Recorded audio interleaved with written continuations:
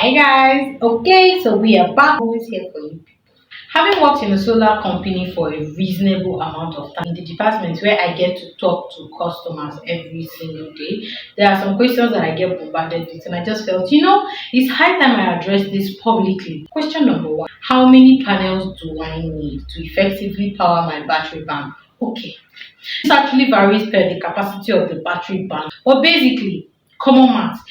You take 600 watts panel to be able to charge one 200 or 220 amps battery. Do you get it? Our panels come in different wattages. Have the 600 watts panel down to the 190 watts panel, depending on which one you want to buy. You need a 600 wattage panel to power one 200 or 220 amp battery. For instance, if you want to get a 300 watts panel, you need two of the panels to power one battery and to be able to effectively charge that battery so that you're not going to have any problem when the sun is gone and you want to use your system that has been charging for a very long time. So just use that mathematics and calculate. Now when it comes to lithium ion batteries, this one is actually way much more complicated. Let me see if I can break it down the best way I can. A 5 kilowatt lithium ion battery is equivalent to two 200 or 220 amps battery. Hold on to that knowledge. So if you have a 5 kilowatt battery bank, lithium ion of course, you need 600 times 2, which is 1200 wattage of panels to charge the 5 kilowatt lead acid batteries. I hope you understand what I'm saying. Now with this equation, you can be able to calculate the amount of wattage of panels that you need to charge your lithium-ion batteries. Question number 2.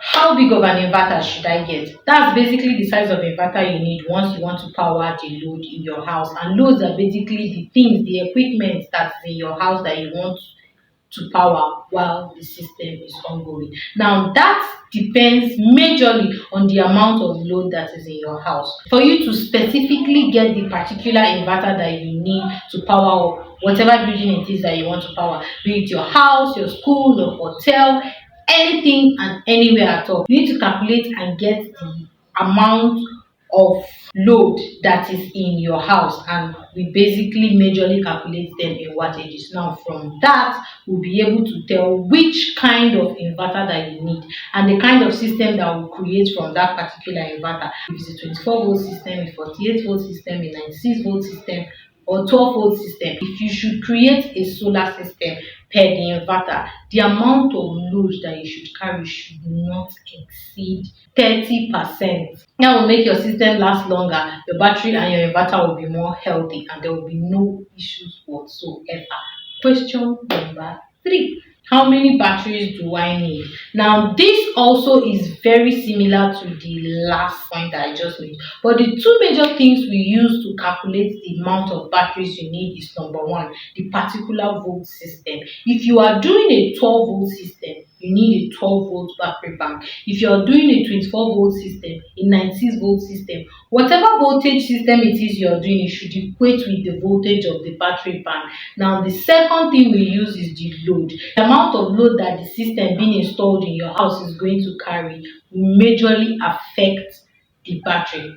For instance, you want to install a load that includes an AC. You need at least 8 of the lead acid batteries to be able to carry it. And lead acid batteries are basically wet cell or dry cell batteries. How do I calculate the load in my house? Okay, this one is kind of tricky. This will be able to get the accurate system that we need to install in your house. It is better calculated in wattages. Get all the wattages of the items or the equipment that you want to power while the solar system is running. Add them all together.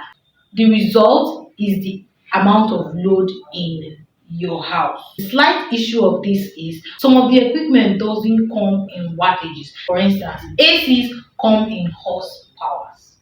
Yeah, they don't come in wattages.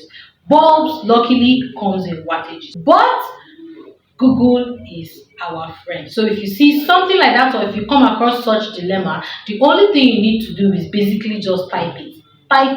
what is the equal wattage of 1 horsepower, and it will give it to you, and you bring everything together, you calculate it together, and then you have the exact amount of load in your house. But if it's something that's going to take so much time and so much stress, per usual, call us, hit us up, and we will come and run a house survey for you. No offense to electricians out there, but please, I beg of you, stick to your job description. You are an electrician. Do what an electrician is meant to do.